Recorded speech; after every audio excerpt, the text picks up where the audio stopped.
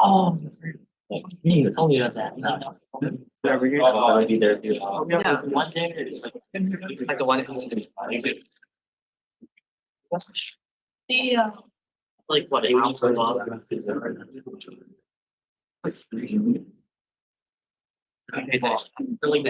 like a 2 hour.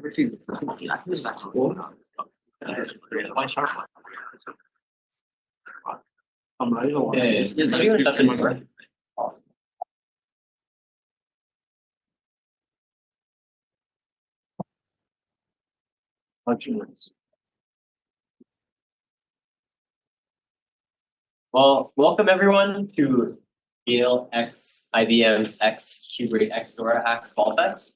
A lot of X's, a lot of companies. We're super glad to have you guys here, and I think that the numbers will probably swell as time goes on. So, just as a quick reiteration of what's going to happen today, we'll have a brief talk about what quantum computing is. We'll have Professor Steve Gerwin come in and give his big lecture on what quantum computing looks like from one of the guys who invented it. And then we will go over a quick intro to Qiskit and get you guys set up for the hackathon tomorrow.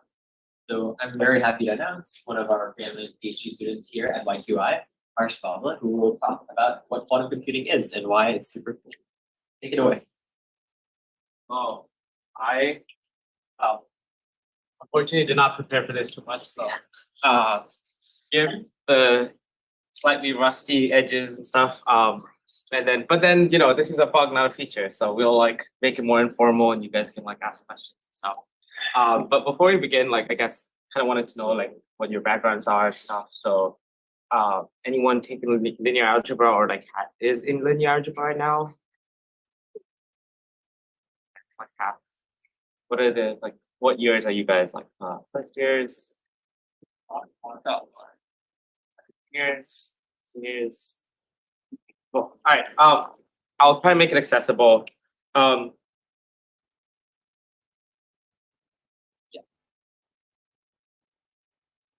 All right. So we're gonna start with like classical stuff, right?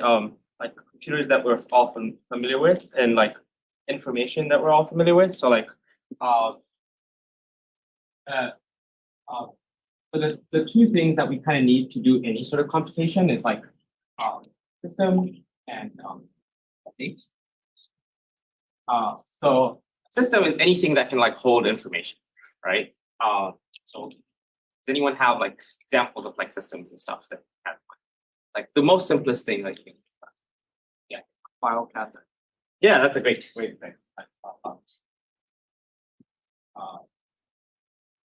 Right. Like DNA is like a DNA strand and stuff, right? Or like the on-off switch, or like whatever you like your thermostat and stuff. And the state of that system is just an unambiguous definition of like what state that system is in, right? Like so file cabinet and stuff, I guess you probably have like alphabetical alphanumeric like ordering of the system. So like where your file is, you you can find it. DNA strand I think has like E, and one other thing I forget about. I haven't taken biology since like that. But thermostat, like your temperature. But the insight that a lot of computer scientists had like in the early 1900s is that all of these things can be sort of boiled down to like this basic fundamental like unit of information, which is the bit, right? And the bit has two states, so a 0 or a 1 state, right? And any other thing can be constructed out of a bit, right? And so you guys probably have taken like an intro CS class and like kind of figured out how to represent things in bits. But the idea is very similar to regular numbers and stuff, right? Like so, you can represent any number just using digits from 0 to 9. But instead, if you sort of restrict your alphabet to just 0 and 1, you can do anything. Right. And so this is sort of the gist of classical computing. But we found out that you can make classical computers a little bit more powerful if you introduce probability, right? So instead of just doing a computation once and getting the answer, you might be able to make things more efficient if you have a probabilistic system. So what you do is you don't do the computation once, you do a cheaper computation many times, and then on average, you'll get the right answer. And so sometimes you'll get the wrong answer, but that's fine if you just do it enough times. The most common answer will be the right answer. And so now we have to like introduce a probabilistic state. So now say you don't know what state your system is in, right? You don't know what temperature your thermostat is set to, but you have probabilities, right? So I'm going to represent like a generic system of like X, and I'm going to say that it takes value and then that, and I'm going to call that like an alphabet A, B, C, D, 1, right? So these are all the values that X can take, right? So now instead of saying that X is definitely an A, we say that we have some probability that X is A, some probability that X equals to B, and so on, right? And the most convenient way to represent this information is as a vector. We put these numbers in a column vector, and we say that the state of the system is actually this vector, right? And so we don't know the definite state, but we have information about probabilities, and then we'll update our information based on the operations we do in that probabilistic state. Okay. So again, like the simplest example is a bit. So say the probability that the bit is equal to 0 is 2/3, is equal to 2/3, and then there's a probability that a bit is equal to 1, which is 1/3, and so our state of the system is 2/3. Cool. Now, what will happen when we eventually measure this state is 2/3 of the time we'll get 0, and 2/3 of the time, 1/3 of the time we'll get 1, right? And so measurement will give us two answers. Either we'll get 1, 0, and this will happen 2/3 of the time, and or we'll get 1/3, and the state will be modified, and we'll have state 0, 1, right? In other words, we can sort of say that I guess instead of 0, 1, maybe I'll use like heads and tails, like it's pretty much the same thing. So I'll define a unit vector called heads, which is 0, 1. And then a unit vector for tails to be equal to 0. And I can write the state of the system as 2/3 heads plus 1/3.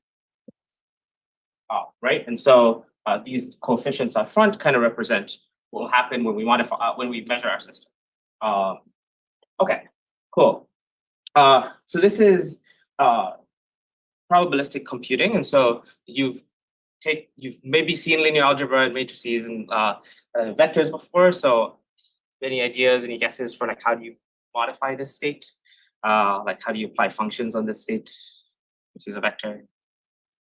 Yes. Like we apply 2x2 matrix left transformation. Amazing. Perfect. So any function can be represented as a matrix, right?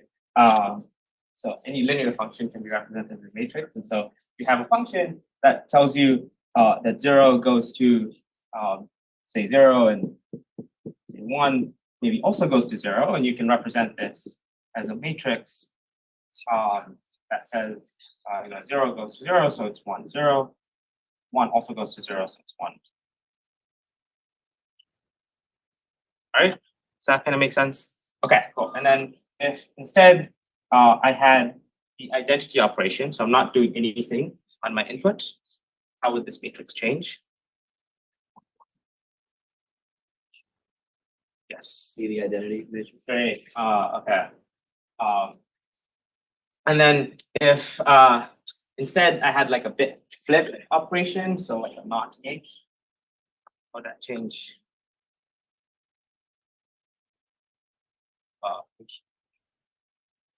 Yeah, so, Permutation. yeah, so what would that be? That'd just be instead 0, 1. Yeah, and then 1, 0. Cool. Does that kind of make sense to people? And so the idea is like you get this matrix, and then the new state after applying this transformation, so after applying this function would be, say this is like your vector that you start off with 0, so your v1 after modification would be m, this matrix times the input state. Cool. All right, so we've talked about two things. And I'm gonna put the, make like a checklist on the side. Yeah. Right. There should be a box. Oh, yeah.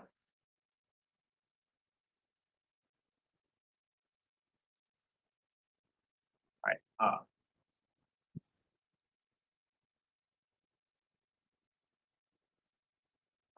Cool. So number one,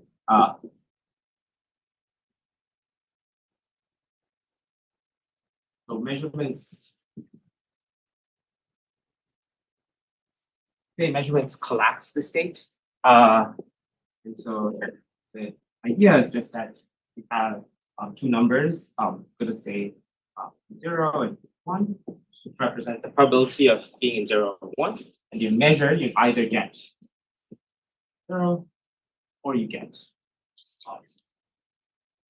Okay. And then functions or operations are matrices. Yeah. Cool. Yeah.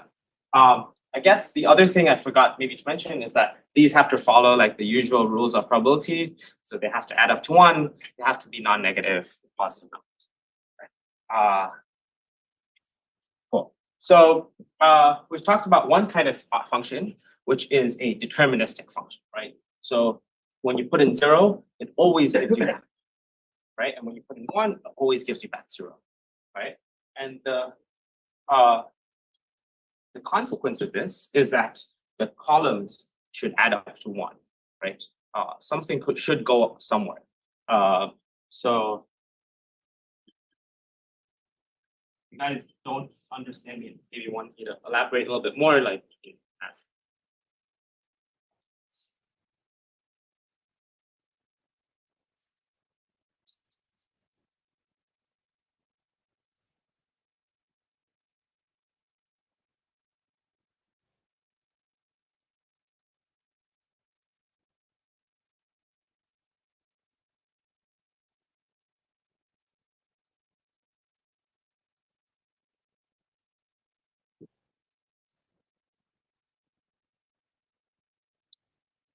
That makes sense?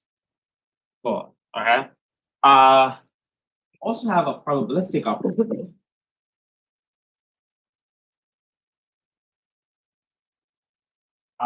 Which is that instead of saying that 0 always gives you 1, you have 0 gives you 0 with probability 1/2. 0 gives you 1 with probability, right? So this is kind of like a coin flip. Half the time you'll get 0 and half the time you'll get. And so now your matrix will be changed in the following way. Say for simplicity, when you put in 1, you always get 1, right? Just my definition. And now your matrix will be changed in that when you put in 0, you'll get 0 half the time and 1 half the time. And then when you put in 1, you always get 1, right? And so this is your new matrix, right? Everything else works out the same way. It's just that now the columns have to add up. Yes. Would you mind scooting? Yeah. So people live streaming. Thank you so much. Is that good? Little more? Oh, wait. Yes, that's perfect. But I think others can't maybe see. We can't really see. That. Oh, without. Okay. Maybe on this side. Yeah.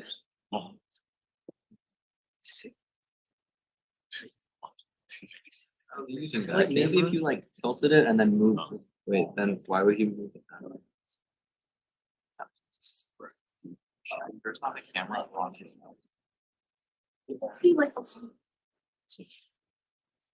Are there a lot of people on? Like, oh, extra roll.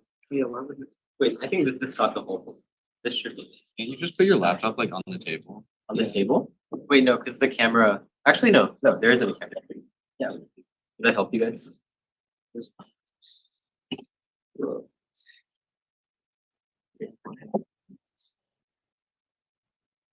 You guys are notes on publication. Maybe you guys can like sort of reorder a little bit. If that's okay. I don't know. You can't see the side of the parts. Bring that monitor down. Like, is where is the kid? It's over there. Is that better? I don't know. It looks like there's the exact same problem with the desk blocking the whole monitor. That should be fine. I still don't know where the camera is. I know. What is the Alright. first experiment? Oh. It's just about 20 minutes. It's for 205. I don't think it's that bad. It's like the phone, but it's easy.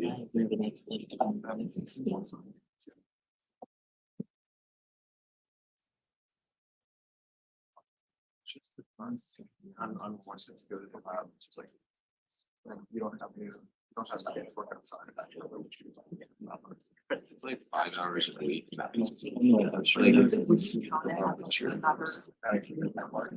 It's like all concentrated in. Like 1 day a week, you'll have to do work. It's like really long. Oh, in the meantime, I guess, do you guys have questions? You can like talk. Questions for lab. Yes. 4:30. So, like the only functions that really matter here are like those whose columns add up to one. Yeah, We don't really, because it's a probabilistic systems we're gonna be working with have some probabilistic nature. yeah. So it's not just that the only functions that matter are the ones that whose columns add up to one. It's that like because things are probabilistic and probabilities have to add up to one. It's yeah, exactly. It's just enforced by the law of the probability or common sense. So something has to go somewhere, right? Like so yeah, I guess so that's the reason we only care about functions that whose columns add up to one, because probability enforces us to. Cool. You had a second half of that question. Maybe that's about it. Then That's fine. okay, Yeah. cool. Yeah. Yes. You mentioned that computers became much more efficient when you started doing things probabilistically, although you had to do it many more No, I times. think so it's just that people initially just thought of algorithms as like a deterministic thing, and then some people just came up with algorithms which are more efficient, but probabilistic. And so that's when I guess that opened up this whole new field of probabilistic algorithms, and yeah. My question was sort of, why is it more efficient if you have to do it if you have to do it more? Yeah, so it's so say you're running something for a year, and that's the deterministic version. But maybe you can run something for like an hour, and it's probabilistic. So maybe doing it 1,000 times doesn't cost you as much, right? But it's significantly shorter. So like with these probabilistic algorithms, there's some error that you go wrong. Like the worst case scenario is that you always get the wrong answer, just like by happen chance. So usually when people do these analyses and stuff, they say that the number of operations brings down the error quite a bit. It makes the worst case much more less likely, and so they usually quote all those numbers. They say like the how quickly does the error go down with multiple operations, and all of that sort of, when you take all the bookkeeping stuff together, you eventually are more efficient than the regular algorithm. Yeah, so you have to like sort of code all those things. Okay, cool. So given this framework, it's relatively easy to sort of jump to the land of like quantum computers. So quantum computers kind of work in the same way. The idea is kind of similar, but there's a lot more power that we kind of, I guess people haven't completely proven the power, but like we sort of, I think everyone who works on these things and stuff just has a gut feeling that there is some like power in comparison to probabilistic. So what is the difference? So a quantum state is a very similar thing. So I guess this classical description was I told you that I had a vector, and then there was some number corresponding to the zero vector. So this is 1, 0, and then plus some number times 1. Right? Okay, quantum computers are kind of the same thing, but well, this is a classical case. So one a qubit. It's kind of the same thing, but we use this fancy notation called the DoraHacks notation.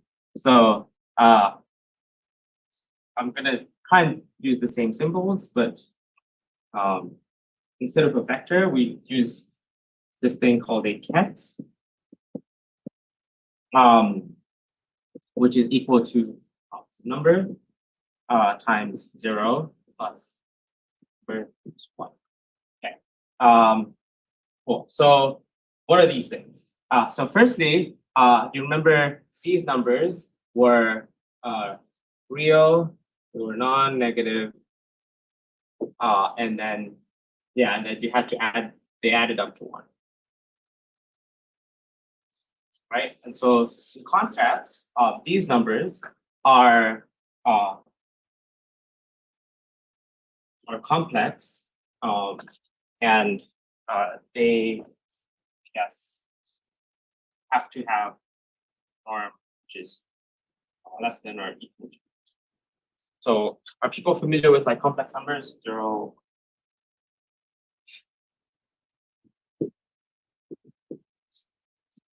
Okay, and then there's another condition which I'll come to in a second. But are people familiar with like complex numbers?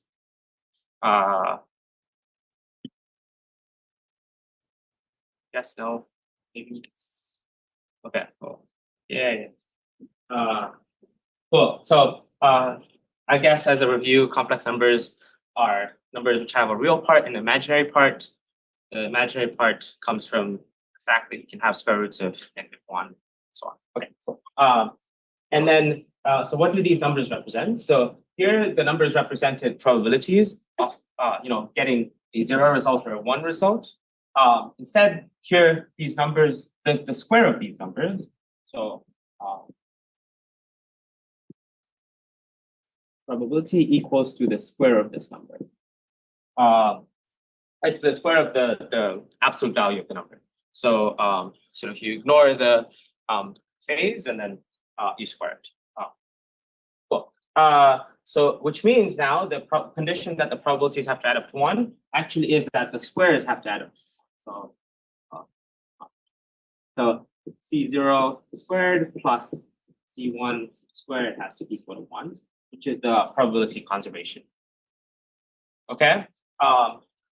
Now, the other way you can see this is if you sort of write this as a vector instead. So, so you write this as a vector in the same way that you wrote that one as a vector. You will sort of represent this as C0, C1, right? And now, if you take the norm of this vector, and because we're dealing with complex numbers, you have to sort of take the transpose and you have to conjugate every entry. So C0 conjugate C1. Okay. So you take the norm of this vector, you get C0 conjugate C0 plus C1 conjugate C1, C0 squared plus 1 squared, which again, we saw earlier, because of the probability conservation thing, is just equal to 1.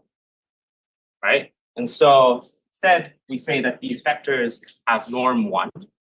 And this is where sort of the bracket notation comes in, because if you're maybe familiar with linear algebra, the inner product can be represented as a bracket. So this kind of we're sneaky and we're like, oh, just put like a line here and call this half ket, this half the bra. So it's like bracket. So this thing is the bra, which is, this is the ket. So together they make the bracket. Cool. Okay. So that's kind of the basics of like what a quantum bit is. But we can extend this to multiple bits because we kind of know that multiple bits just have, it's just like a bigger set, right? So it's just, instead of having 2 values, you have multiple values in your set. And all those rules kind of just follow. So where did I erase it? It's right. So instead of having just 1 bit, now the values that your quantum system can take are more. So you have a state 0, 0, a state 0, a state 0, 1.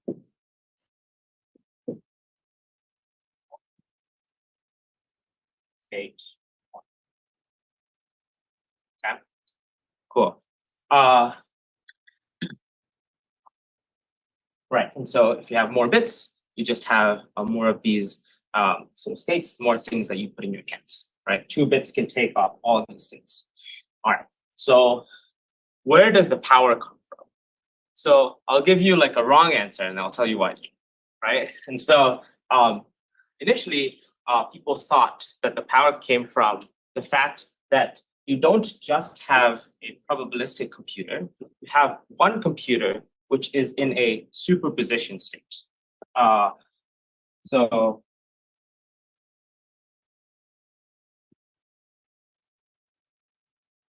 all right, so superposition is this jargon word that like quantum physicists love to use. It's the saying that here, what was happening was we didn't know what state our system was in, right? It was either in the state 0 with a certain probability and a state 1 with a different probability. Instead, a quantum system can be in more than 1 state at a time, right? It's the fact that like it's simultaneously in this state and also in the other states. It's like one system, you don't run the computer multiple times to get different results, and like the system at a given time is always in that state. And so what people thought is, oh, we'll just plug in multiple inputs into our computer and get out multiple outputs, and it'll sort of be like this parallelism thing, which kind of happens by magic of quantum mechanics, right? Like you're sort of running the computer in parallel on all these input endpoints. And that is not the case. And the reason it isn't the case is something I've already talked about. So anyone want to take any guesses about why that is false? Yes. Measure it like collapse. Fantastic. Yeah, exactly. So did everyone get that? Like, well, so yeah, when you measure it, so eventually, so this is your input, you'll put it through the quantum computer and stuff. You'll get out like the function on 0, 0, 0, 1, 1, 0, 1, 1. But when you measure, you'll only get the result for one of those things. You won't get the result for all of these things and stuff. So, so that's why you would initially think that quantum computers fail, but they don't, because this really cool thing called interference. And a lot of the ways most of the algorithms work is because they find a neat approach for interference. So as I told you earlier, these numbers aren't real non-negative integers. They're actually so complex numbers whose absolute value, so absolute value of Ci is equal to 1, right? And so a simple example of this is if you just had one bit, say you have like vector 1 which is equal to 0 plus 1, 2. The reason there's 1 over square root 2 is that the square has to add up to 1. So 1 over square root 2 squared is half plus half is 1. But you could also have like the minus sign version. So say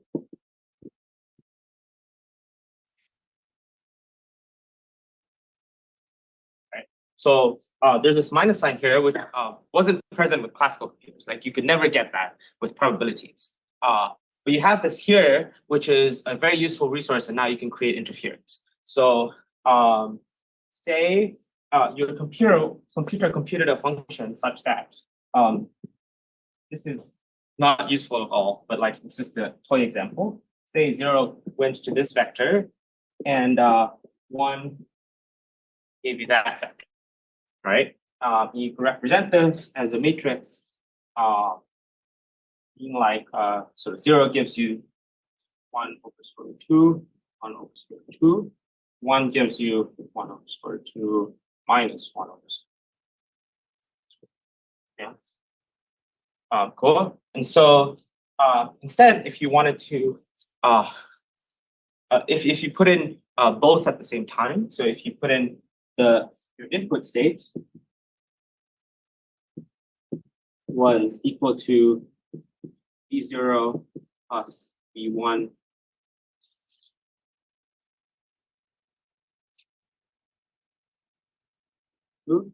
right? You'd put in both of these at the same time, and this would conveniently interfere to only give you the 0 result and not give you the 1 result, right? And this is not useful. An example, like a toy example of how interference works. And you've sort of done this in one step. You've not run the computer multiple times. You've sort of achieved, you've kind of achieved probabilistic computing, but you've also achieved more, which is interference. And so a lot of the sort of popular ways and stuff that the algorithms work is kind of with this interference effect. Yeah, I don't really have much time to go through the algorithms per se, but I kind of wanted to give you like a flavor of like what these sort of fancy bras and kets are, why we can represent things as vectors and like operations or matrices, and what measurements do. And the fact that we have complex numbers means that we can sort of create interesting like interference, and like so that's sort of the basis of like how all of these algorithms. So the last thing I kind of wanted to do was talk a little bit about implementations of like physical implementations of quantum computers, and especially just like 2 leading implementations, which are sort of kind of the popular thing that a lot of companies and stuff are using right now. So how do I do it? Like the clicker up at some point and stick it over there. Before we Nice. Okay. All right. So let's see this. The screen's kind of I got you. Here. Does this work for people? Just for right now? No. We'll reboot the system after, don't worry. we can do it now if you'd like. You sure? Yeah, we can just take a break and like talk. Yeah. So I'll just talk to you guys. So if you have any questions, thoughts, talk. So I was wondering, for what you said, that's the value of C of I is equals 1. Like, what does the I represent? Should I is either 0, 0, like it's just the arbitrary subscript. Oh, sorry. It's less than. Oh, yeah. Sorry, my bad. Yeah. Cool. Oh, Yeah, and the sum and the sorry, and the sum is equal to 1. yeah, Yes. some of them squared. The sum of them squared. Oh. Yes. Yeah, sorry. Thanks.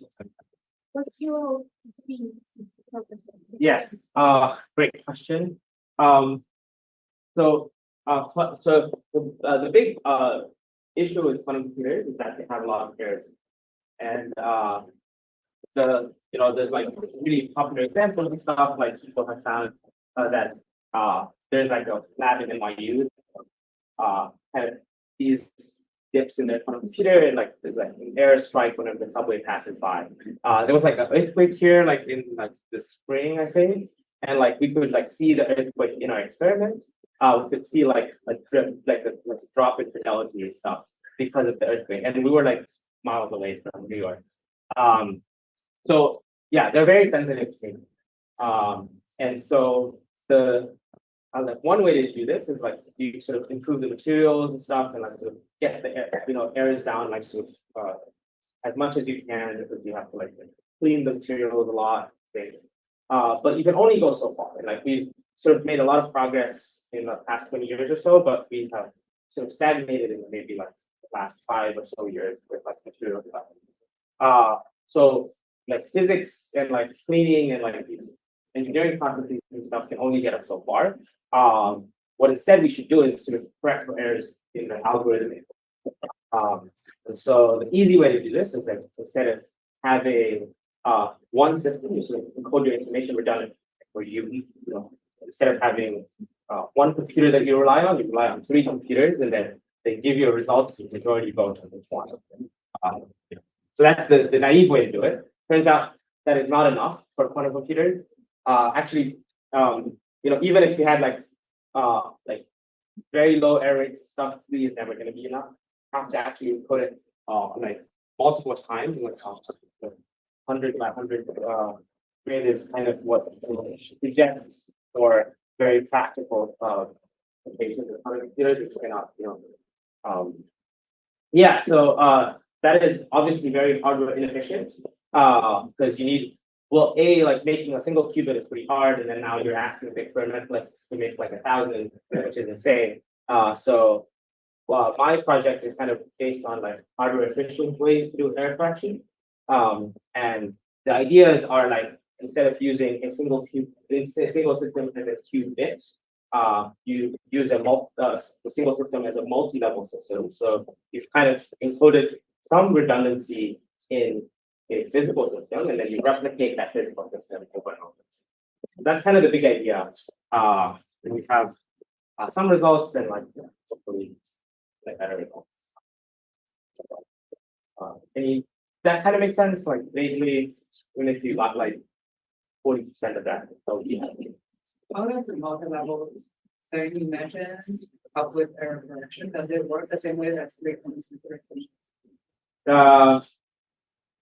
Kind of. So yeah. So so the problem is that like you introduce more systems, so there's an overhead cost because you now have to control the systems as well, right? Like so there's a trade-off because you're introducing more things, and because you're introducing more things, there's a possibility that like those things, like any one of those things goes wrong, right? And that possibility increases, right? Like so probability that you have one error in a single system is lower than you have one error in 100 systems, right?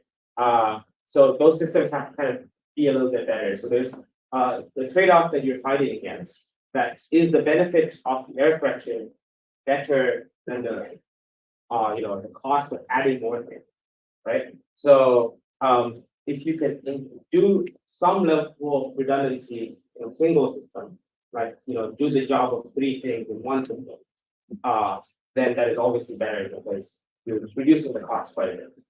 Yeah. So that's the general idea. But more questions?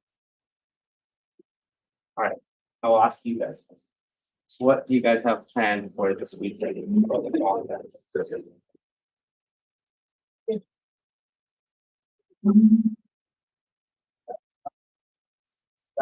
Okay. Like after these lectures and dinner, it's gonna be like a haunted house event at Saybrook, so I'm gonna be in attendance here. Okay. Fun.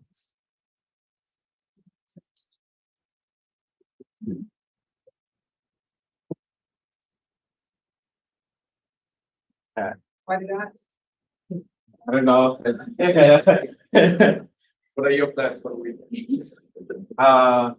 Good question, yes, and then there's a few Halloween parties that my friends are organizing tomorrow. And that's support, but yeah, I more meant for like the hackathon. So guess that's planned, but it's fun, that's also like an.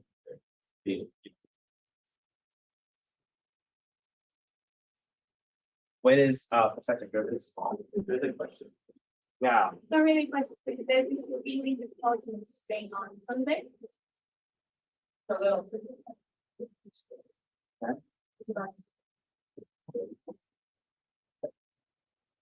All right, big applause for Harsh. Thank you so much. alright, are we gonna wait for him? We'll figure it out. Okay. I'm sorry what to do. I'm just rebooting the room. Thank Do you you remember guys. if anything moved? Like, in that time? No idea. Well, a lot of things moved.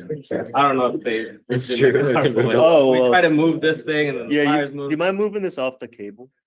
Yeah, Just in case, you never know, Just in case. so, yeah. because that's entirely possible. We can look at the connection. Hardware, is that like super investing in that ion track? No, it's the neutral atoms is actually really, it's been very popular lately, but ion traps are actually really cool. We just haven't seen any cool results from them for like a long time. Yeah. Are you doing anything with like the topological, like the non-abelian area? Yeah, like a lot of people have tried, but I don't, It's theoretical. it's still very theoretical. They haven't been any experiment.